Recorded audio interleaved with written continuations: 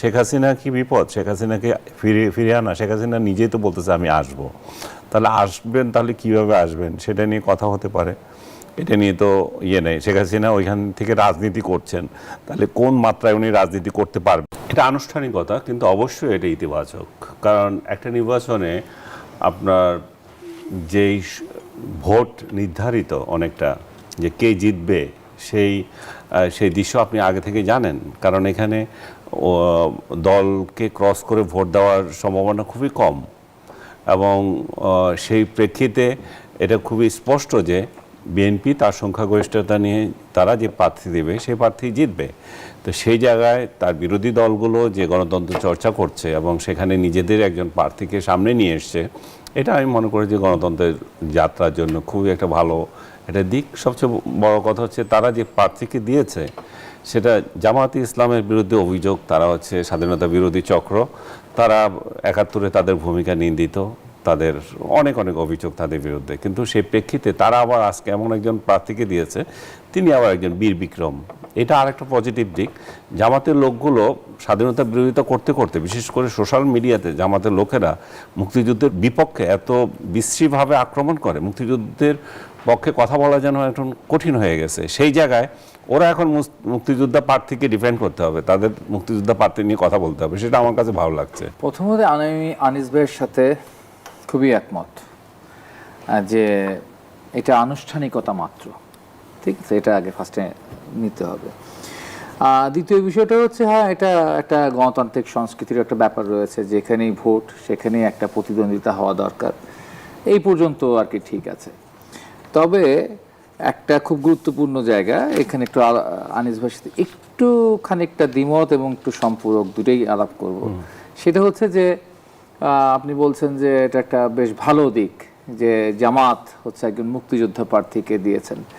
আসলে জামাত যে একজন মুক্তিযোদ্ধা প্রার্থীকে পছন্দ করেছে, এটা কি সে তার রাজনৈতিক দর্শনের জায়গায় আত্মসমর্পণ করে, ঠিক আছে, তারপরে সে হচ্ছে সমর্থন করছে মুক্তিযোদ্ধা প্রার্থীকে, বা সে নিজেকে একরকম হচ্ছে মানে আত্ম উপলব্ধি থেকে করছে, নাকি এটা করছে একটা কূটকৌশল হিসাবে? একটা মানুষের মধ্যে কনফিউশন তৈরি করার প্রশ্নে যে জামাতের যে আইডেন্টিটি বা জামাতের সম্পর্কে যে ইমেজটা প্রতিষ্ঠিত বাংলাদেশে, সেই প্রতিষ্ঠিত আইডেন্টিটি এবং যে ইতিহাস, সেই ইতিহাসটাকে থেকে মানুষের দৃষ্টিকে এদিক থেকে ওদিক নেওয়ার জন্য এক ধরনের কূটকৌশল তার।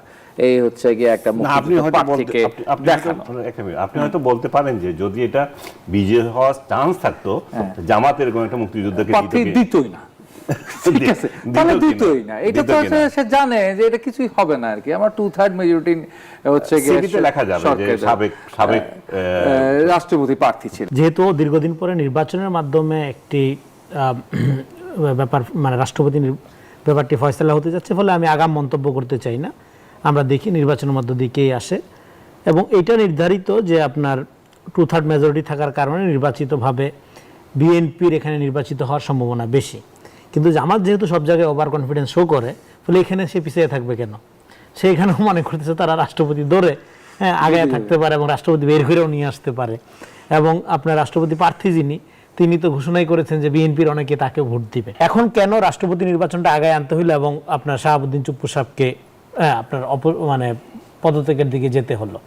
তার কারণটা হলো, আপনারা জানেন যে সংবিধান সংশোধনের প্রয়োজনীয়তা দেখা দিয়েছে, এবং সংবিধানকে যদি গণতান্ত্রিকভাবে পরিবর্তন করা না যায়, সংশোধন করা না যায় বা সংস্কার করা না যায়, যে শব্দ ব্যবহার করেন না আপনি, তাহলে বিএনপির যে ইশতেহার, বিএনপি যেভাবে আপনার গণঅভ্যুত্থান পরবর্তী সময়ে রাষ্ট্রকে পুনর্গঠন করতে চায়, অ্যাকর্ডিং টু এর ইশতেহার, সেটা সম্ভব হবে না। জনাব আনিস আলমগীর, আপনাকে দিয়ে আলোচনাটা শুরু করতে চাই। যেমনটি শুরুতেই বলছিলাম, ৩৫ বছর পর আবারও ভোটের লড়াইয়ে রাষ্ট্রপতি নির্বাচন আমরা দেখেছিলাম ১৯৯১ সালের পর।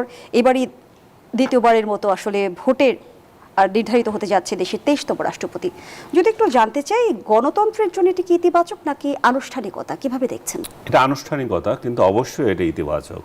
কারণ একটা নির্বাচনে আপনার যেই ভোট নির্ধারিত অনেকটা, যে কে জিতবে, সেই দৃশ্য আপনি আগে থেকে জানেন। কারণ এখানে দলকে ক্রস করে ভোট দেওয়ার সম্ভাবনা খুবই কম, এবং সেই প্রেক্ষিতে এটা খুবই স্পষ্ট যে বিএনপি তার সংখ্যাগরিষ্ঠতা নিয়ে তারা যে প্রার্থী দেবে সেই প্রার্থী জিতবে। তো সেই জায়গায় তার বিরোধী দলগুলো যে গণতন্ত্র চর্চা করছে এবং সেখানে নিজেদের একজন প্রার্থীকে সামনে নিয়ে এসছে, এটা আমি মনে করি যে গণতন্ত্রের যাত্রার জন্য খুবই একটা ভালো একটা দিক। সবচেয়ে বড় কথা হচ্ছে তারা যে প্রার্থীকে দিয়েছে সেটা জামায়াতে ইসলামের বিরুদ্ধে অভিযোগ, তারা হচ্ছে স্বাধীনতা বিরোধী চক্র, তারা ৭১-এ তাদের ভূমিকা নিন্দিত, তাদের অনেক অনেক অভিযোগ তাদের বিরুদ্ধে। কিন্তু সেই প্রেক্ষিতে তারা আবার আজকে এমন একজন প্রার্থীকে দিয়েছে, তিনি আবার একজন বীর বিক্রম। এটা আরেকটা পজিটিভ দিক। জামাতের লোকগুলো স্বাধীনতা বিরোধিতা করতে করতে, বিশেষ করে সোশ্যাল মিডিয়াতে জামাতের লোকেরা মুক্তিযুদ্ধের বিপক্ষে এত বিশ্রীভাবে আক্রমণ করে, মুক্তিযুদ্ধের পক্ষে কথা বলা যেন এখন কঠিন হয়ে গেছে। সেই জায়গায় ওরা এখন মুক্তিযোদ্ধা প্রার্থীকে ডিফেন্ড করতে হবে, তাদের মুক্তিযোদ্ধা প্রার্থী নিয়ে কথা বলতে হবে। সেটা আমার কাছে ভালো লাগছে যে এখন মুক্তিযুদ্ধ কি, মুক্তিযোদ্ধার প্রার্থীর পক্ষে তারা কথা বললে এটা তো একটা, আমি মনে করি যে একটা ভালো যাত্রা। এবং আমি মনে হয় যে, আমি জানি না, হয়তো বেসরকারি পর্যায়ে আরও স্বতন্ত্র হয়তো অনেকে দাঁড়াতে পারে, কারণ এই সুযোগ তো রয়েছে। তো সেখানে আরও কারা কারা প্রার্থী হবে সেটা আরও জমজমাট হবে বলে আমরা ধারণ করি। হিরো আলম টাইপ কিছু প্রার্থীও আবার দাঁড়ানোর সোশ্যাল মিডিয়াতে খুব প্রচার হচ্ছে। তো এবং সেগুলো নিয়েও মানে মানুষ ট্রল করছে, যদিও তাদের জেতার কোনো সম্ভাবনা নেই। কিন্তু আমার এই মানে আজকে এটা দেখে আমার মনে হচ্ছে যে ছেলেটার নাম আমি ভুলে গেছি, যাকে হচ্ছে প্রার্থী করতে, মানে খুব নাম যার হচ্ছে মানে সোশ্যাল মিডিয়ায় একটা প্রার্থীর যে সবসময় বক্তৃতা দেয়, আপনিও মনে করতে পারছেন না, হিরো আলমের মতো আর একটা প্রার্থীর প্রধান, রনি মনে আছে এটা? রাশেদ প্রধান? না না না, প্রধান না, আর একটা রাজনৈতিক দলের বিরাট নেতা, ঢাকা শহরের খিলগার ওদিকে মাইক নিয়ে ঘুরে। সরি, আমি নামটা মনে হচ্ছে, সে তো বিরাট মাইন্ড করবে যে মারাত্মক অস্ত্রের দ্বারা সে আঘাতপ্রাপ্ত হয় মাঝে মাঝে। তো এই ছেলেটা প্রার্থী হতে যাচ্ছে এবং তারে নিয়ে আওয়ামী শিবিরের লোকজন দেখে বেশি ফান্ড করছে। এবং আমি দেখলাম একটা কার্ডও বের করছে এর মধ্যে, যে কে আপনার প্রিয় প্রার্থী, কর্নেল অলি না ওই ছেলেটা। তারপরে এই যে এটা দেখে আমার মনে হচ্ছে যে ঢাকায় যে একটা নির্বাচন হয়েছিল এর আগে আপনার মাধ্যমে, এটা আপনার মনে আছে যে ওই হিরো আলম প্রার্থী হয়েছিল ঢাকা 11-র কথা বলছি। ওই ছেলেটার নাম হচ্ছে খায়রুল দেওয়ান, বলছে খায়রুল দেওয়ান না আপনার কর্নেল অলি, এটা ভোটিং হচ্ছে। তো হিরো আলমও কিন্তু একটা ফ্রাস্ট্রেশন থেকে, আপনি দেখেন শাসক দলকে আপনার পছন্দ করছে না, তো শাসক দল একজন যোগ্য প্রার্থী দিয়েছে, 100 গুণ বেটার প্রার্থী ছিল যে আওয়ামী লীগের যাকে দেওয়া হয়েছিল, তথ্যমন্ত্রী হয়েছিল পরে। কিন্তু মানুষ তার থেকে মানে ভোটের প্রতি বিতৃষ্ণা বা ভোটাধিকার থেকে বঞ্চিত হয়ে যেভাবে হয়েছিল, হিরো আলমের পক্ষে ভোট দিয়েছে অনেকে। এবং অনেকে বলে যে হিরো আলমই জিতেছে, এটাও নাকি রিগিং করে তাকে হারানো হয়েছে। সে এখন যদি মানে সরাসরি ভোটের দেওয়ার সুযোগ থাকতো, আমার মনে হয় আওয়ামী লীগের লোকেরা এখন খায়রুল দেওয়ানকে ভোট দিত, কারণ তাদের তো কোনো প্রার্থী দেওয়ার কোনো সুযোগ নাই। তো আমি যেটা বলছি সেটা হচ্ছে যে জমজমাট হবে আয়োজনটা। অসংখ্য ধন্যবাদ জানাচ্ছি ডাক্তার সাজিদুল হক রুবেল। আমরা দেখলাম যে জামায়াত তাদের প্রার্থী চূড়ান্ত করেছে, রাষ্ট্রপতি পদে তারা মনোনয়ন দিয়েছে কর্নেল অবসরপ্রাপ্ত অলি আহমদকে। একটু জানতে চাই যে নিশ্চিত পরাজয় জেনে এই যে প্রার্থী দিচ্ছে বিরোধী দল, সেটি কি আসলে রাজনৈতিক উদ্দেশ্য যদি আমরা বিবেচনা করতে চাই, কি উদ্দেশ্যে? প্রথমত আমি আনিস ভাইয়ের সাথে খুবই একমত যে এটা আনুষ্ঠানিকতা মাত্র, ঠিক আছে, এটা আগে ফার্স্টে নিতে হবে। দ্বিতীয় বিষয়টা হচ্ছে, হ্যাঁ, এটা একটা গণতান্ত্রিক সংস্কৃতির একটা ব্যাপার রয়েছে, যেখানেই ভোট সেখানেই একটা প্রতিদ্বন্দ্বিতা হওয়া দরকার, এই পর্যন্ত আর কি ঠিক আছে। তবে একটা খুব গুরুত্বপূর্ণ জায়গা এখানে, একটু আনিস ভাইয়ের সাথে একটু খানিকটা দ্বিমত এবং একটু সম্পূরক দুটোই আলাপ করব। সেটা হচ্ছে যে আপনি বলছেন যে এটা একটা বেশ ভালো দিক যে জামাত হচ্ছে একজন মুক্তিযোদ্ধা প্রার্থীকে দিয়েছেন। আসলে জামাত যে একজন মুক্তিযোদ্ধা প্রার্থীকে পছন্দ করেছে, এটা কি সে তার রাজনৈতিক দর্শনের জায়গায় আত্মসমর্পণ করে, ঠিক আছে, তারপরে সে হচ্ছে সমর্থন করছে মুক্তিযোদ্ধা প্রার্থীকে, বা সে নিজেকে একরকম হচ্ছে মানে আত্ম উপলব্ধি থেকে করছে, নাকি এটা করছে একটা কূটকৌশল হিসাবে? একটা মানুষের মধ্যে কনফিউশন তৈরি করার প্রশ্নে, যে জামাতের যে আইডেন্টিটি বা জামাতের সম্পর্কে যে ইমেজটা প্রতিষ্ঠিত বাংলাদেশে, সেই প্রতিষ্ঠিত আইডেন্টিটি এবং যে ইতিহাস, সেই ইতিহাসটাকে থেকে মানুষের দৃষ্টিকে এদিক থেকে ওদিক নেওয়ার জন্য এক ধরনের কূটকৌশল তার। এই হচ্ছে গিয়ে একটা না, আপনি হয়তো আপনি হয়তো বলতে পারেন যে যদি এটা বিজয় হওয়ার চান্স থাকতো, জামাত এরকম একটা মুক্তিযুদ্ধকে দিতই না, ঠিক আছে, তাহলে দিতই না। এটা তো সে জানে যে এটা কিছুই হবে না আর কি। আমার 2/3 মেজরিটি হচ্ছে গিয়ে লেখা যাবে যে সাবেক রাষ্ট্রপতি প্রার্থী ছিলেন। যেমনটি আনিস আলমগীর বলছিল যে এখন জামায়াতকে ইচ্ছাই হোক অনিচ্ছাই হোক এখন মুক্তিযুদ্ধকে ডিফেন্ড করতে হবে। ইচ্ছা হোক অনিচ্ছা হোক মুক্তিযুদ্ধকে ডিফেন্ড, মুক্তিযুদ্ধের কাছে তাকে সারেন্ডার করতে হবে। এবার এটা নিশ্চিত যদি বাংলাদেশে রাজনীতি করতে হয়, তুমি জামাত করো আর তুমি এনসিপি করো, তুমি যাই করে থাকো, ঠিক আছে, তোমাকে 1971-কে ধারণ করতে হবে, মুক্তিযুদ্ধকে ধারণ করতে হবে। এটা হচ্ছে প্রতিষ্ঠিত সত্য। ওরা স্বীকার না করতে পারে, কিন্তু ওরা কিন্তু কার্যক্ষেত্রে তাও করতে বাধ্য হবে। ফলে আমার দৃষ্টিতে এটা একদিকে আত্মসমর্পণ, আরেকদিকেও কূটকৌশলও বটে, ঠিক আছে। এই হলো বিষয়। আর একটা বিষয় হচ্ছে যে এই মুহূর্তে যে রাষ্ট্রপতি নির্বাচন নিয়ে কিন্তু আমরা বাজারে অনেক রকম কথা শুনি আর কি, যে সরকারের উপর নাকি অনেক বড় চাপ আছে, ঠিক আছে, বিরাট বড় চাপ আছে, মার্কিন যুক্তরাষ্ট্রের ভূরাজনৈতিক প্রভাবের কথাও শোনা যাচ্ছে, এবং ভূরাজনৈতিক প্রভাব আছে, চাপ আছে। এই যে কয়দিন আগে যে একজন বিশেষ দূত বাংলাদেশ সফর করে গেলেন আর কি, ট্রাম্পের, সার্জিও গোর, এবং সে আসলে কি কি কথা বলছে তা বোঝা যায় না। কেউ বলে সে শেখ হাসিনা নিয়ে কথা বলছে, কেউ বলে সে হচ্ছে বাণিজ্য চুক্তি কেন বাস্তবায়িত হচ্ছে না, বা কেউ বলে তুমি চীনের সাথে এত কথা কিসের, তোমার এত বন্ধুত্ব কিসের, এইসব নিয়ে হচ্ছে গিয়ে সার্জিও গোর অভিমান করছে। আবার কেউ কেউ বলে আর কি যে তাদের এজেন্ডার মধ্যে একটা এজেন্ডা ছিল হচ্ছে যে আমেরিকার বিশেষ আশীর্বাদ ধন্য বা আমেরিকার তল্পি বাহক এরকম কোন একজন সুশীল সমাজ, যিনি কিছুদিন আগে একটা খুব গুরুত্বপূর্ণ দায়িত্ব পালন করেছেন বাংলাদেশ রাষ্ট্রের, তাকেই হচ্ছে গিয়ে আবার রাষ্ট্রপতি দাঁড় করানোর একটা প্রেশারের ব্যাপার আছে। তো এগুলো সবই আসলে কান কথা, এগুলো সবই আসলে ইয়ার কথা, কোনো ডকুমেন্টেশন নাই, হাইপোথেটিক্যাল কথাবার্তা। কিন্তু হাইপোথেটিক্যাল কথাবার্তা হলেও আমাদের সেই রকম সম্ভাবনার জায়গা আছে। তাই আমরা মনে করি, আমরা যারা রাজনীতির কর্মী, দশকের পর দশক ধরে আমরা রাজনীতিটা করে আসতেছি, লড়াইটা করে আসতেছি, আমার মতে হচ্ছে যে এই বিএনপির মধ্যে যারা হচ্ছে গিয়ে পোড় খাওয়া মানুষ রয়েছে, সাব্যস্ত মানুষের কোনো অভাব নাই, তাদের মধ্যে থেকেই হচ্ছে গিয়ে বেছে নেওয়া প্রয়োজন আর কি। এখানে হচ্ছে মানে কারো প্রভাবে ইয়া করা দরকার না। যদিও বিএনপি আজকাল খুব বেশি কৌশল নেয় আর কি, কোনটা তার আসল কোনটা তার নকল, এটা বোঝাই মাঝে মাঝে আমি খুব বিভ্রান্ত হই আর কি। কোন কৌশলের কথাগুলো আমি সেই মন্ত্রিসভা গঠনের সময়কাল থেকে আমি যখন দেখছি ডক্টর খলিলকে পররাষ্ট্রমন্ত্রী হয়ে গেছে, তো খলিল যদি পররাষ্ট্রমন্ত্রী হয়, আবার যে রাষ্ট্রপতি আবার খলিলের সাবেক বস হয়ে যায়, তো মানুষ তো অবাক হবে আর কি, মানুষ বিস্মিত হবে আর কি। তো সেরকম আমি বিশ্বাস করি এতটা বোকামি নিশ্চয়ই বিএনপি করবে না ঠিক এই মুহূর্তে, এই পর্যায়ে এসে আর কি।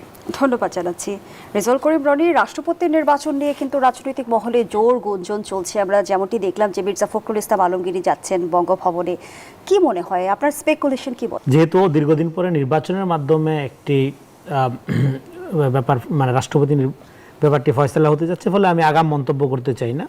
আমরা দেখি নির্বাচনের মধ্য দিকেই আসে, এবং এটা নির্ধারিত যে আপনার 2/3 মেজরিটি থাকার কারণে নির্বাচিতভাবে বিএনপির এখানে নির্বাচিত হওয়ার সম্ভাবনা বেশি।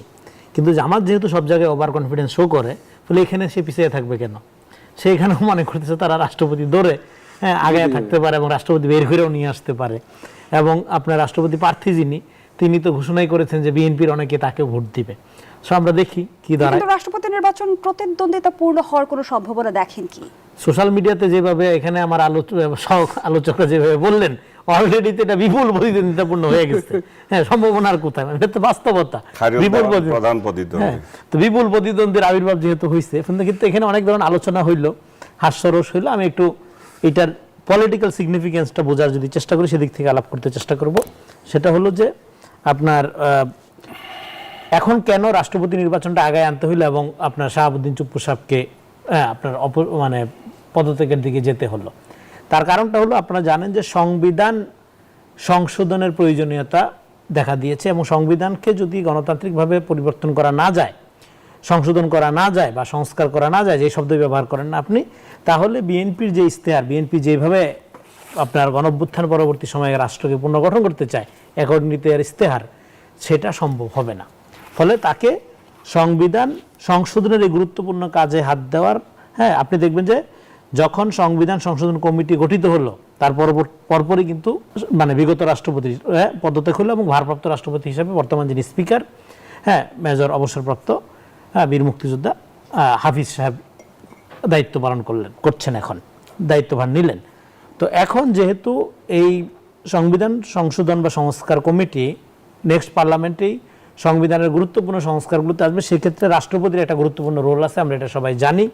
সংবিধান, রাষ্ট্রপতি এবং হ্যাঁ সর্বোচ্চ আদালত, এগুলো মিলে একটা কম্বাইন্ড যে রোল, সেখানে রাষ্ট্রপতির খুবই গুরুত্বপূর্ণ রোল প্লে করতে হবে। সেক্ষেত্রে বিএনপি, আপনার প্রশ্নের উত্তরও চলে আসবে এই ব্যাখ্যার মধ্য দিয়ে, ফলে বিএনপি রাষ্ট্রপতি হিসাবে যাকেই বেছে নেক, এইটা নিশ্চিত এমন একজন ব্যক্তিকে বেছে নেবে যিনি গণতান্ত্রিক বাংলাদেশ পুনর্গঠনে বা গণতান্ত্রিক শাসন কাঠামো বা গণতান্ত্রিক মূল্যবোধের দিক থেকে খুবই স্বনামধন্য, আস্থাভাজন, নির্ভরযোগ্য ব্যক্তি, এরকম একজন ব্যক্তিকে বেছে নেবে। কারণ সংবিধান সংশোধনের যে আপনার কাজটা সামনে বিএনপি হাতে নিচ্ছে, সেক্ষেত্রে রাষ্ট্রপতি, এরকম একজন রাষ্ট্রপতি লাগবে যে রাষ্ট্রপতি বিএনপির এই যে লিবারাল ডেমোক্রেটিক যে রাজনৈতিক দর্শন, তার যে রিপাবলিকানিজম, তার যে আপনার এই বহুদলীয় বা আপনার ভ্যালু প্লুরালিটির যে আপনার রাজনীতি, মানে বিভিন্ন মতাদর্শের সাথে একসাথে চলা, হ্যাঁ, এবং এই যে লিবারাল ডেমোক্রেটিক কন্ডিশন, তার এই যে গণতান্ত্রিক মূল্যবোধের আলোকে সাংবিধানিক প্রতিষ্ঠান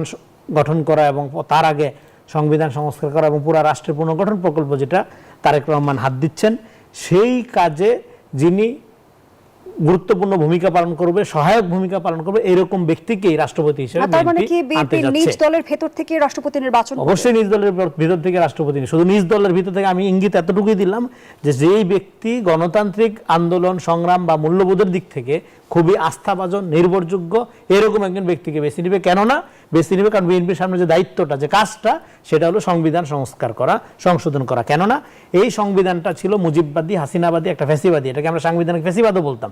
ফলে সাংবিধানিক ফ্যাসিবাদ থেকে গণতান্ত্রিক রাষ্ট্র গঠন প্রকল্পের দিকে বিএনপিকে যেহেতু হাঁটতে হচ্ছে, ফলে সেখানে রাষ্ট্রপতির একটা গুরুত্বপূর্ণ রোল থাকে। আপনারা জানেন যে সংবিধানের বিভিন্ন বিষয় আসে এগুলো, কারণ সংবিধান সংস্কারের বা সংশোধনের প্রক্রিয়াটা যখন সাংবিধানিক ওয়েতে হয়, সেই প্রক্রিয়ার সাথে রাষ্ট্রপতির ওতপ্রোতভাবে জড়িত থাকতে হয় এবং রাষ্ট্রপতির খুবই গুরুত্বপূর্ণ রোল থাকে। ফলে সেখানে বিএনপি এরকম একজন ব্যক্তিকে বেছে নেবেন যিনি এই পুরা সাংবিধানিক সংস্কার বা সংশোধন প্রক্রিয়ায়, হ্যাঁ, একটা গুরুত্বপূর্ণ রোল প্লে করবে। এবং বিএনপি যদি সবার মতামতের জন্য বিরোধী দল থেকেও সদস্য আহ্বান করেছে, সব বিরোধী চাচ্ছে, কিন্তু বিরোধী দলরা এখনো সেখানে যাচ্ছে না, মানে সংবিধান সংস্কার বা সংশোধন কমিটিতে।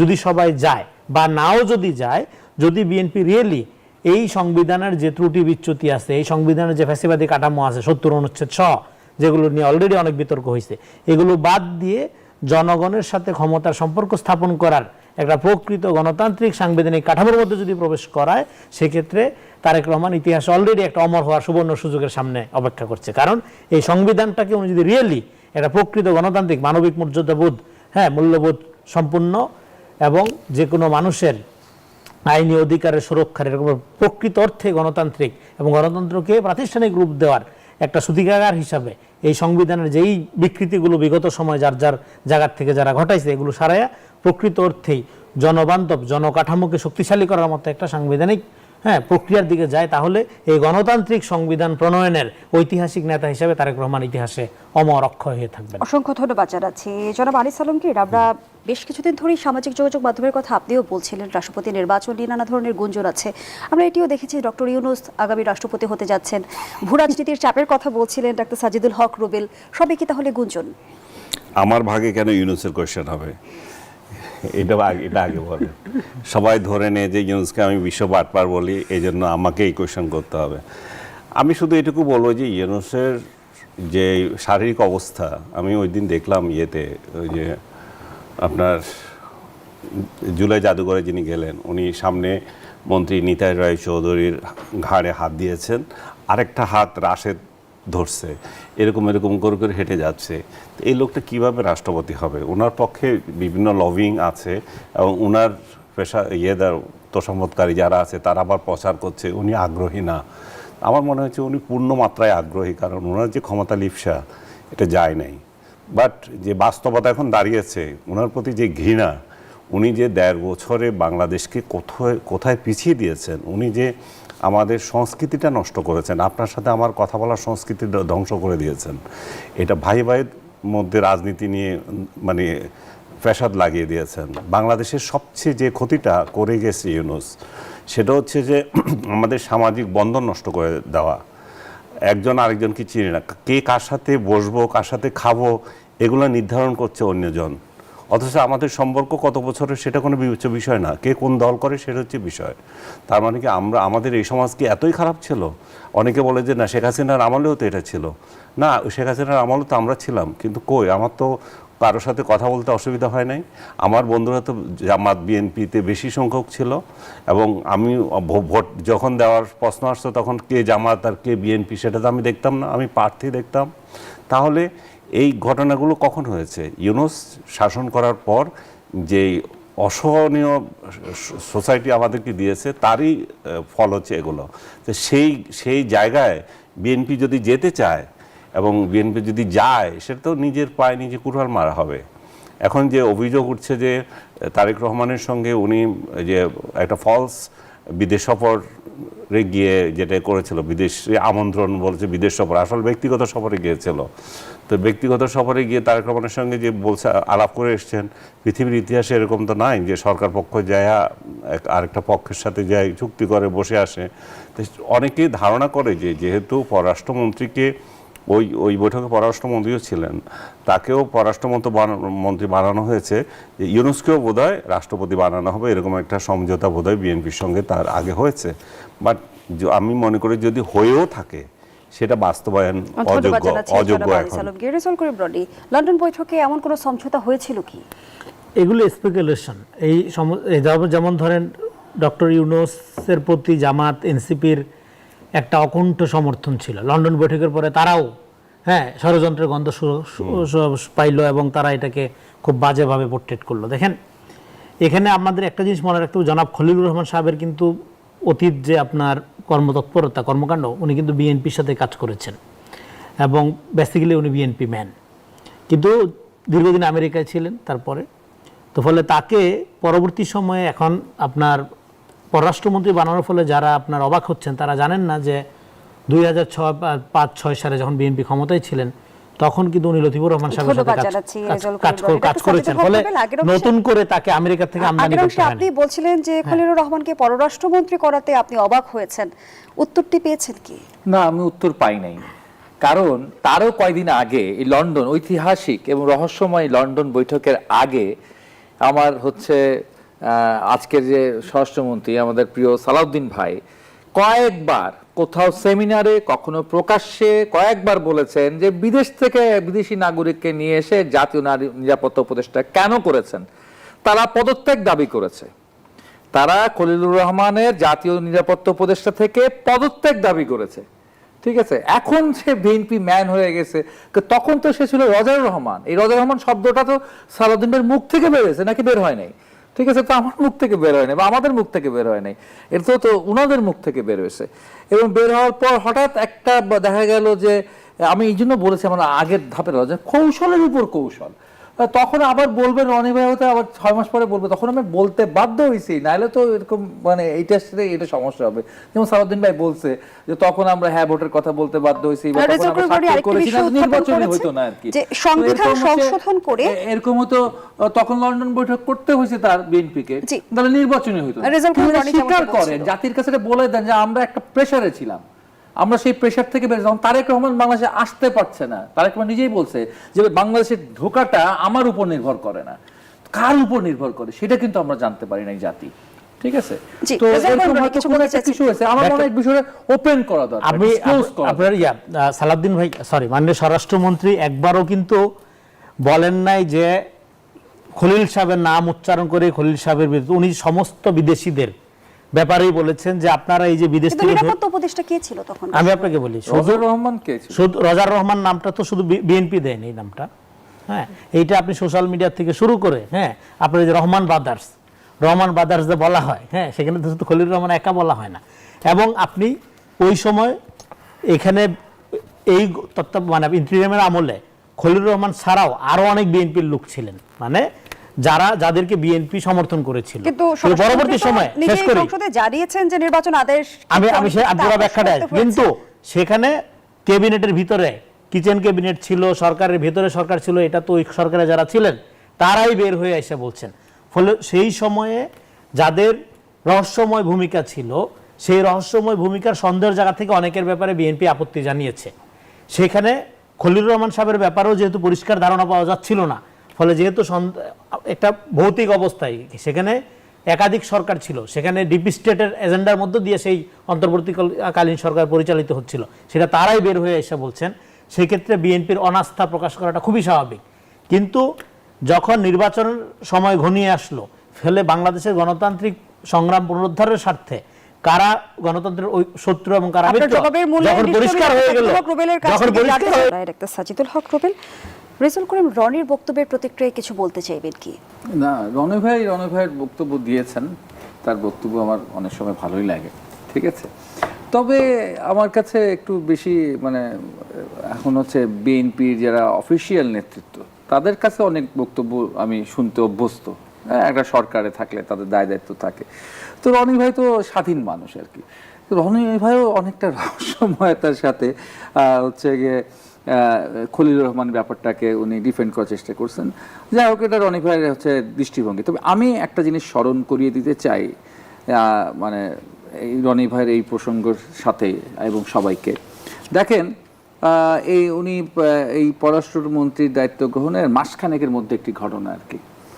এবং সেই ঘটনা হচ্ছে তখন হচ্ছে সারা দেশ, এমনকি বিএনপি নেতা কর্মীরাও খুবই বিরক্ত এই বাণিজ্য চুক্তি নিয়ে। হ্যাঁ, সবাই বিরক্ত।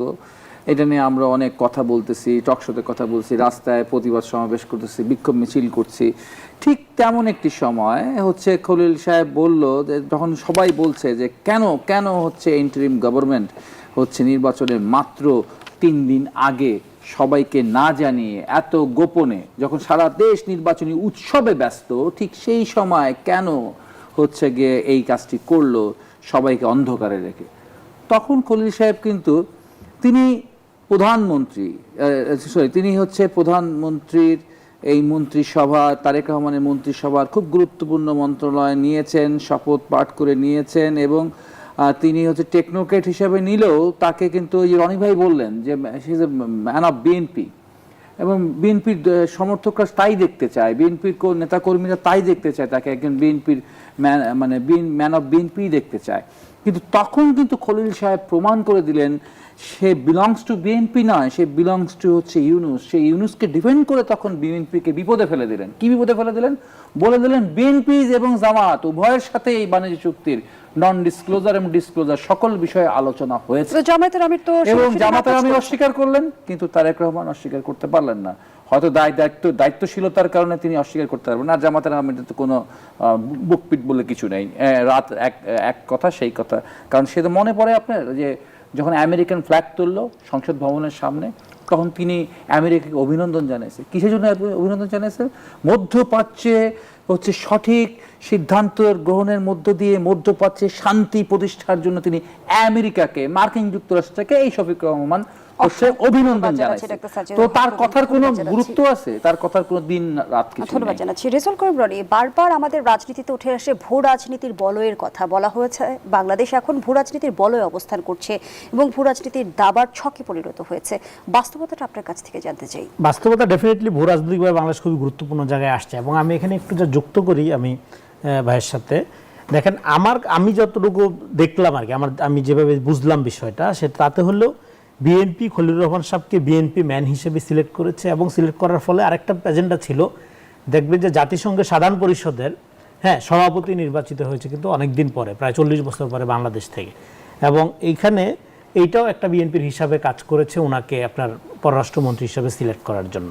তো ফলে উনি সবসময় এইভাবে থেকে যাবেন, আর কোনো পরিবর্তন আসবে না, এটাও মনে করার কোনো কারণ নেই। ফলে প্রত্যেকের এখানে ভূমিকা, এবং সবার আগে বাংলাদেশ পররাষ্ট্রনীতি এটাকে আপহোল্ড করে এখানে থাকতে হবে, মন্ত্রিসভায় থাকতে হবে। এখানে অন্য কোনো দেশের পারপাস সার্ভ করার সুযোগ নেই, অন্তত জনগণ সেটা অ্যালাউ করবে না। যাই হোক, আরেকটা আপনি যেটা বললেন যে হ্যাঁ, ভূরাজনৈতিকভাবে খুবই গুরুত্বপূর্ণ। এই কারণে আপনি যদি বার্মা এক দেখেন এবং আপনি এখানে রোহিঙ্গা ক্রাইসিস থেকে শুরু করে হ্যাঁ নতুন করে এখানে যে পোলারাইজেশনটা হচ্ছে, তাতে করে বাংলাদেশ সবসময় আপনার অন্য দেশগুলোর আপনার এটাকে বলে যে আপনার ক্লায়েন্ট স্টেট হিসাবে ফাংশন করতো, কিন্তু এখন বাংলাদেশের গুরুত্ব আসলে বাড়ছে। সেটা আমরা দেখতে পাচ্ছি আপনার সেই চায়না বলেন, আমেরিকান পোলারাইজেশন বলেন। তো সেক্ষেত্রে বাংলাদেশ যদি এখানে ন্যাশনাল ইউনিটি থাকে, এখানে যদি ডেমোক্রেটিক লিডারশিপ থাকে এবং আমাদের রাজনৈতিক ভিন্নতা সত্ত্বেও যদি একটা জাতিগত ঐক্য থাকে, তাহলে কিন্তু বাংলাদেশ এই যে গ্লোবাল আপনার জিওপলিটিক্যাল কনটেক্সটে নতুন যে গুরুত্বের জায়গায় আসছে, এটাকে আমরা প্রপারলি কাজে লাগাইতে পারবো। ফলে এই অপরচুনিটিটাকে কাজে লাগানোর প্রধান শর্ত হলো আমাদের এখানে ন্যাশনাল ইউনিটি লাগবে, স্ট্যাবিলিটি লাগবে, এবং সেই ক্ষেত্রে যে সবার আগে বাংলাদেশ পররাষ্ট্রনীতি, এটার আলোকে হ্যাঁ অন্যান্য দেশগুলোর সাথে আমাদের হ্যাঁ এই বার্গেনিং ক্যাপাসিটি বাড়বে কখন?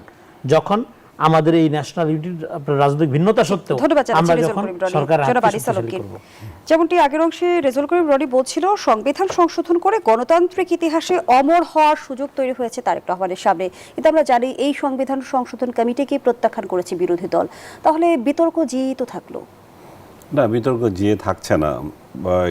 কেয়ারটেকার গভর্নমেন্ট আমলে ইউনূস আমলে যে তারা যে বসেছিল, তারা যে সই করেছিল যে সনদে, সেখানে বিএনপি যে জায়গাগুলোতে একমত হয়েছিল সংবিধানের সংস্কারের প্রশ্নে বা প্রতিস্থাপনের প্রশ্নে, যে ধারাগুলো, সেটা বিএনপি করবে, তার দেওয়া প্রতিশ্রুতি অনুযায়ী সে করতে পারে।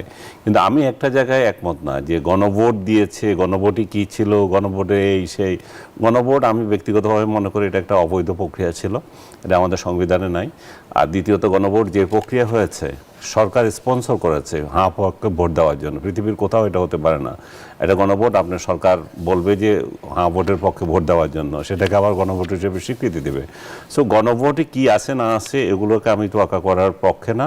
সরকারও যাতে কিন্তু তারা যে রাজনৈতিক দলগুলো একসঙ্গে মিলে যেটাতে ঐক্যমত্য হয়েছিল সেটা যাতে পূরণ করতে পারে, সেটা একটা বিষয়।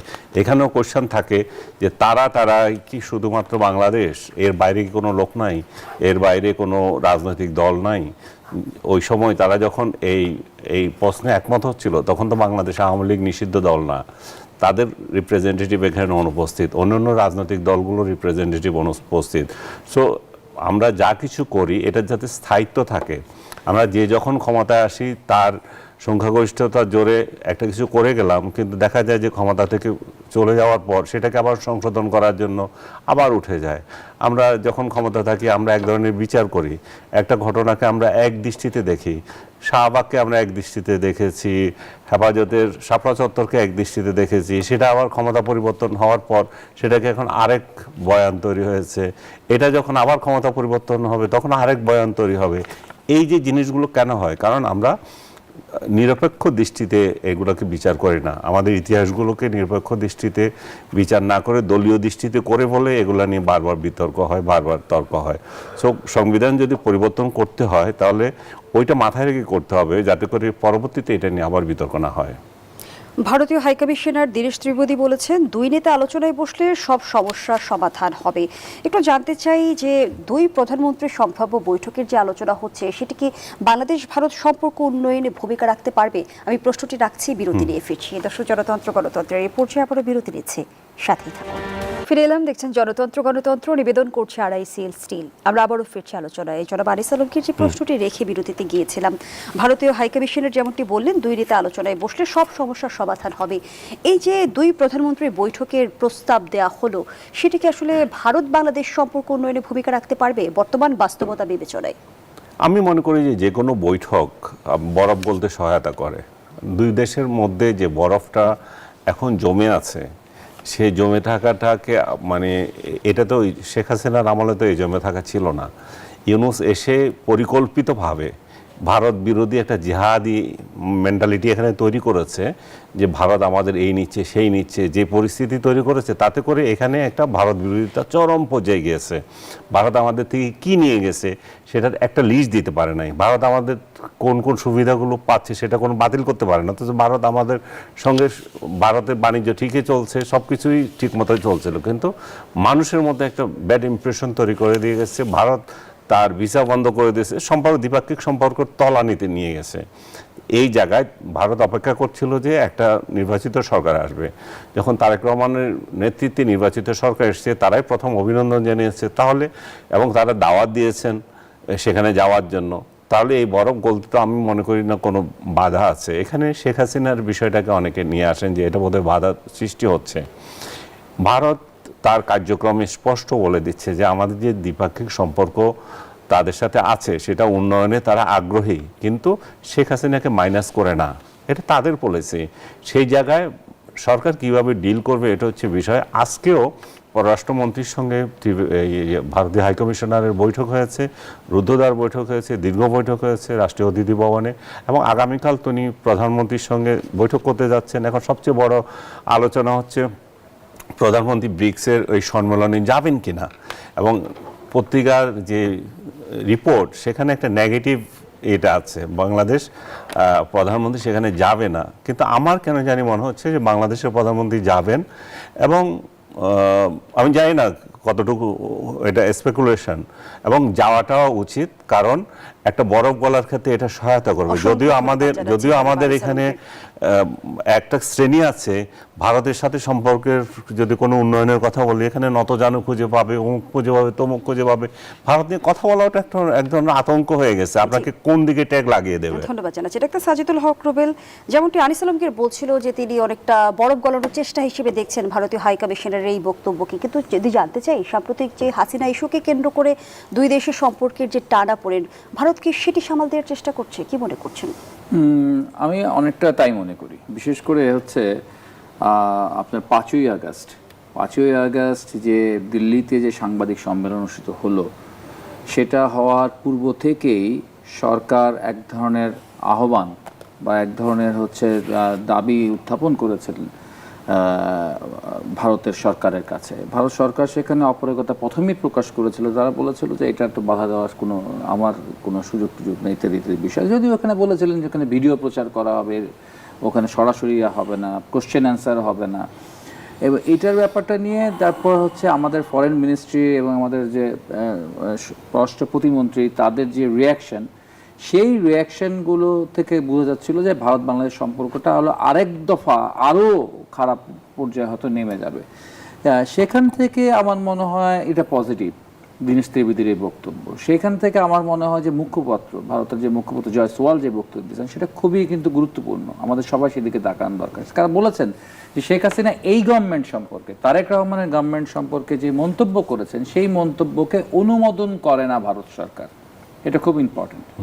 এবং তিনি আরো একটা কথা বলেছেন যে এই গভর্নমেন্ট হচ্ছে ডিউলি কনস্টিটিউটেড, অর্থাৎ একেবারে সে হলো মানে নৈতিকভাবে বৈধভাবে নির্বাচিত একটি সরকার, এবং সেই সরকার সম্পর্কে এই ধরনের বক্তব্য তারা আসলে নিচ্ছে না শেখ হাসিনা এই বক্তব্যটাকে। কিন্তু রাজনৈতিক বক্তব্য দেবার সুযোগ করে দিয়ে সমর্থন না করা আসলে বিচারিতা, এটাই হচ্ছে গণতন্ত্রের ব্যাপার। যে রনি ভাই আমার বিরুদ্ধে বলবে, আমি রনি ভাইয়ের বিরুদ্ধে বলবো, রনি ভাইকে আমার মুখ চেপে ধরবে, এই রুবেলের কথা শোনা যাবে না, বা আমি রনি ভাইয়ের মুখ চেপে ধরবো না, এটাই তো ডেমোক্রেসি, এটাই তো ডেমোক্রেসির বিউটি। কথা বলতে কেন দিব না, কথা বলবো, সেই কথা মিথ্যা কথা হবে, সেই কথা আমাকে খণ্ডন করতে হবে, ঠিক আছে, সত্য হলে সেটাকে গ্রহণ করতে হবে, এবং এইটাই ডেমোক্রেটিক একটা প্র্যাকটিস। আমার দেশে যে বিএনপি জামাত যখন ক্ষমতায় ছিল, এই জামাত মুসলমান করে এত কথা বলে। ইরাকে যখন আমেরিকা হামলা করছিল তখন আপনি জানেন প্রেস ক্লাবে, আনিস ভাইয়ের খুব মনে আছে, প্রেস ক্লাবে ইরাকের রাষ্ট্রদূত এরকম সংবাদ সম্মেলন করতে গেছে, কিন্তু বাংলাদেশের সেই বিএনপি জামাত ইসলামের সেই সরকার 2002 সালে বা 1 সালে তখন তাকে প্রেস ক্লাবে প্রেস কনফারেন্স করতে দেয় নাই। It's the history of Bangladesh, এটা একটা আনডেমোক্রেটিক একটা হিস্ট্রি। না, আমি ওই সময় বাগদাদে ছিলাম। আপনি বাগদাদে ছিলেন, বাংলাদেশে এই ঘটনাটা ঘটতেছে তখন, ঠিক আছে। ইরাকের রাষ্ট্রদূতকে তখন বক্তৃতা দিতে দেয় নাই বাংলাদেশ। তার মানে দণ্ডিত আসামিকে সুযোগ দেওয়া আসলে গণতন্ত্রের অংশ, একজন দণ্ডিত আসামিকে সুযোগ দেওয়া গণতন্ত্রের অংশ। এখন দণ্ডিত আসামি সেটা বাংলাদেশের কাছে, তো হচ্ছে ইরাকে সাদ্দাম হোসেন দণ্ডিত আসামি আমেরিকার কাছে। আমেরিকার কাছে সে হচ্ছে অনেক মানুষ খুন করেছেন, কুর্দিদের খুন করেছেন, আসলে খুন করেছেন। আবার তার বিরুদ্ধে কতগুলো কথাও ছিল, রাসায়নিক অস্ত্রের কথাবার্তা ছিল, যে এটা অপ্রাসঙ্গিক, কিন্তু আমি ঘটনা বলতেছি এটা দরকার নাই, এইটা ধরাও দরকার নেই। আর একটা গুরুত্বপূর্ণ বিষয়, সে সত্যি সত্যি যদি শেখ হাসিনা বাংলাদেশে ডিসেম্বর ঢুকতে নেয়, তাহলে এটা ভারতের জন্য একটা বিরাট বড় বিপজ্জনক ব্যাপার, আবার বাংলাদেশের জন্য বিপজ্জনক ব্যাপার। সে যে স্টাইলে বিষয়টা করছে, ফলে দুই দেশের শীর্ষ নেতাদের বৈঠক হওয়াই উচিত। অনেকগুলো বিষয় একসাথে নিয়ে বসাই উচিত। রেজাউল করিম রনি, ভারত কি হাসিনা কার্ড থেকে সরে আসতে পারবে? সম্পর্ক পুনর্গঠনে ভারত কতটা আন্তরিক? দেখেন, সম্পর্ক পুনর্গঠনের ক্ষেত্রে ভারতকে উদ্যোগ নিতে হবে, কারণ এখানে ভারতের যে পররাষ্ট্রনীতি হাসিনা নির্ভর। ভারত তো এখানে বাংলাদেশের জনগণের সাথে সম্পর্ক করতে কখনো আগ্রহী ছিল না। থাকলে তো এখানে হাসিনা বলছে না এখানে যে ভারতকে যা দিয়েছি চিরজীবন। হাসিনা কে ভারতকে দেওয়ার? বাংলাদেশের জনগণের সম্পত্তি, বাংলাদেশের জনগণের আপনার স্বার্থকে জলাঞ্জলি দিয়ে, সেটা তো কোনো রাইট তার ছিল না। আপনার সেইটার প্রতিদান ভারত তাকে দিয়েছে আশ্রয় দিয়ে। এখন এখানে হাসিনা আসুক বা যাই আসুক, এই বিষয়টা অন্তত আওয়ামী লীগের যারা সমর্থক তারা কেউ বিশ্বাস করে না, কারণ হাসিনা যখন কথা বলে মিথ্যা কথা বলে এসেন্সিয়াল, এটা সবাই জানে। কিন্তু প্রবলেম হলো এটা আপনি সীমান্ত হত্যাকাণ্ড জারি রাখবেন, পুশ ইন করবেন, হাসিনা কাট খেলবেন, তারপর আবার সম্পর্কের কথা বলবেন, জিনিসটা তো বিশ্বাসযোগ্য না। আপনাকে কেউ যদি বলে যে আপনাকে আপনার প্রতি আন্তরিক বা আপনাকে রেসপেক্ট করে, আপনাকে ভালোবাসে, সেটা তো মুখে বললেই হবে না, কার্যত প্রমাণ দিতে হবে। হ্যাঁ, সে আপনার জন্য সমস্ত প্রতিবন্ধকতা তৈরি করবে আর মুখে ফুলঝুরি ছোটাবে, সেটা তো কোনো মানে হয় না। শেখ হাসিনার রাজনৈতিক বক্তব্যের দায় কি ভারত এড়াতে পারে? ডেফিনেটলি এড়াইতে পারে না। এবং বাংলাদেশে যদি শেখ হাসিনা ফেরত আসে বা কোনো রকম কোনো কর্মকাণ্ড এখানে থেকে চালায়, সেটা তো আওয়ামী লীগের রাজনীতির সুবিধার জন্য চালাবে না, সেটা ভারতের পরিকল্পনার অংশ হিসেবে চালাবে। ফলে এখানে বুঝতে হবে, ধরি এখানে হাসিনাকে তারা কথা বলতে দিচ্ছে, আবার বলতেছে বক্তব্য তারা সমর্থন করে না, যেটা আপনি রাইটলি বলেছেন যে সেই দায়িত্ব তো সে এড়াইতে পারে না। হ্যাঁ, ডেমোক্রেসিতে সব কিছু এলাও, কিন্তু মত প্রকাশের স্বাধীনতা, যে রুবেল ভাই সুন্দর উদাহরণ দিলাম, আমরা মুখ চেপে ধরতে পারবো না, কিন্তু ফ্রিডম অফ এক্সপ্রেশন বা freedom of speech required to what not to say. আপনি এমন কোনো কথা বলতে পারবেন না যেটা সন্ত্রাস উস্কে দিবে, যেটা আপনার প্রাণহানির ঘটনার সূত্রপাত ঘটাবে। ডক্টর সাজিদুল হক রুবেল আরেকটু বিষয় বলেছে, সেটা গণতান্ত্রিক প্র্যাকটিস না, সেটা গণতন্ত্রে এলাও হয় না। ভারত সরকারও বিপদে পড়বে, বাংলাদেশও বিপদে পড়বে। ভারত সরকার কি চায়? ভারতের চায় যে বাংলাদেশে এমন কোনো কর্মকাণ্ড হবে না যেটা ভারতের সিকিউরিটির জন্য, ভারতের অখণ্ডতার জন্য, ভারতের সার্বভৌমত্বের জন্য থ্রেট তৈরি হয়, তাই না? বাংলাদেশও তো একই জিনিস চায়। তো সেক্ষেত্রে একজন কনভিক্টেড আসামি, এখন শেখ হাসিনার আমলে 2003 সালের আপনার বন্দি বিনিময় চুক্তি আইন আছে, প্রত্যাপন চুক্তি আছে, সেটার আলোকে এখানে হাসিনাকে ফেরত আনা হোক, এটা গণদাবি। আপনারা ফেরত দেন হাসিনাকে, পুশিন না করে আমরা বলছি হাসিনাকে পুশিন করেন। আপনারা আইনের প্রক্রিয়া ফেরত দেন, বিচার হোক এবং সাংগঠনিকভাবে বিচার হোক, বিচার মধ্যে আওয়ামী লীগ গণতান্ত্রিক প্রক্রিয়া, জনগণ যদি বাংলাদেশের বিপদটা আসলে কোন দিকে? বাংলাদেশের বিপদ কোথায়? আমি তো এখানে বিপদ কি দেখি, আমি যদি দুই দেশের প্রধানমন্ত্রী যদি মিট করেন এবং নিজেদের স্বার্থ সংশ্লিষ্ট বিষয়গুলো যদি শর্ট আউট করেন, তাহলে তো ঠিক আছে। এখন শেখ হাসিনা কি বিপদ? শেখ হাসিনাকে ফিরিয়ে আনা, শেখ হাসিনা নিজেই তো বলতেছে আমি আসবো। তাহলে আসবেন, তাহলে কিভাবে আসবেন সেটা নিয়ে কথা হতে পারে, এটা নিয়ে তো নেই। শেখ হাসিনা ওইখান থেকে রাজনীতি করছেন, তাহলে কোন মাত্রায় উনি রাজনীতি করতে পারবেন সেটাই। আমি তো বারবার বললাম যে প্রেস ক্লাবে যেটা দিলে, ফরেন করেসপন্ডেন্ট ক্লাবে যে এটা হলো, সেটা তো ভারত বলছে যে এটাতে আমরা একমত না, কিন্তু এটাও তো সত্য, ভারতের অনুমোদন ছাড়া এ ধরনের একটা প্রেস কনফারেন্সে শেখ হাসিনা অংশ নিতে পারেন না, কারণ উনি ওনাদের হেফাজতেই আছেন।